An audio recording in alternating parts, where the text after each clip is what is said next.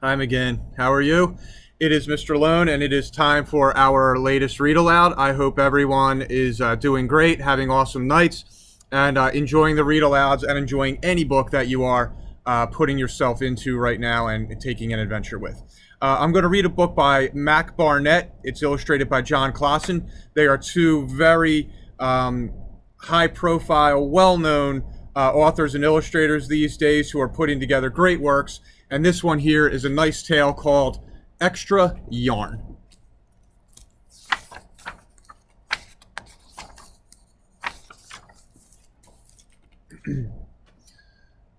On a cold afternoon in a cold little town, where everywhere you looked was either the white of snow or the black of soot from chimneys, Annabelle found a box filled with yarn of every color. So she went home and knit herself a sweater. And when Annabelle was done, she had some extra yarn. So she knit a sweater for Mars too. But there was still extra yarn. And when Annabelle and Mars went for a walk, Nate pointed and laughed and said, "You two look ridiculous." "You're just jealous," said Annabelle. "No, I'm not," said Nate. But it turned out he was. And even after she'd made a sweater for Nate and his dog, and for herself and for Mars, she still had extra yarn. At school, Annabelle's classmates could not stop talking about her sweater. "Quiet!" shouted Mr. Norman. "Quiet, everyone! Annabelle, that sweater of yours is a terrible distraction. I cannot teach with everyone turning around to look at you." "Then I'll knit one for everyone," Annabelle said, "so they won't have to turn around."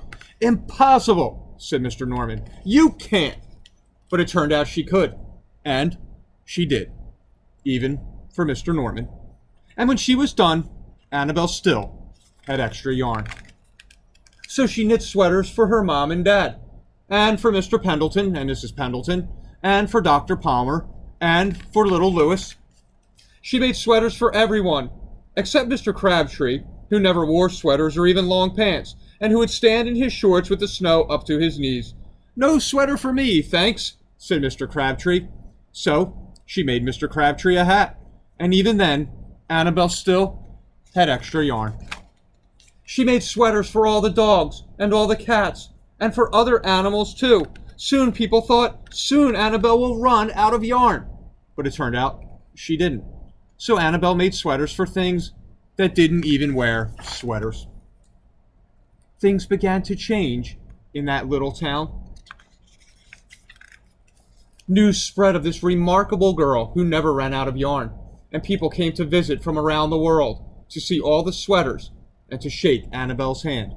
One day, an archduke, who was very fond of clothes, sailed across the sea and demanded to see Annabelle. "Little girl," said the archduke, "I would like to buy that miraculous box of yarn, and I am willing to offer you $1,000,000. "No, thank you," said Annabelle, who was knitting a sweater for a pickup truck. The archduke's mustache twitched. "2,000,000, he said. Annabelle shook her head. "No, thanks." "10,000,000, shouted the archduke. "Take it or leave it." "Leave it," said Annabelle. "I won't sell the yarn." And she didn't. So that night, the archduke hired 3 robbers to break into Annabelle's house.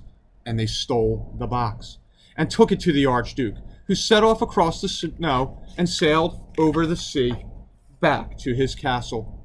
The archduke put on his favorite song and sat in his best chair. Then he took out the box and he lifted the lid and he looked inside. His mustache quivered. It shivered. It trembled. The archduke hurled the box out the window and shouted, "Little girl, I curse you with my family's curse. You will never be happy again." But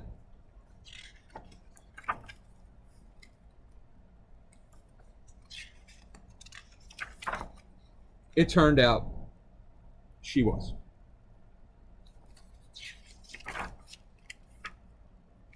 And I hope you liked that little heartwarming story. Boys and girls, I hope you understood the message that comes along with Annabelle. Goodness in our hearts, and I look forward to joining you for another read aloud coming soon. And I will talk to you later. Bye, Megan.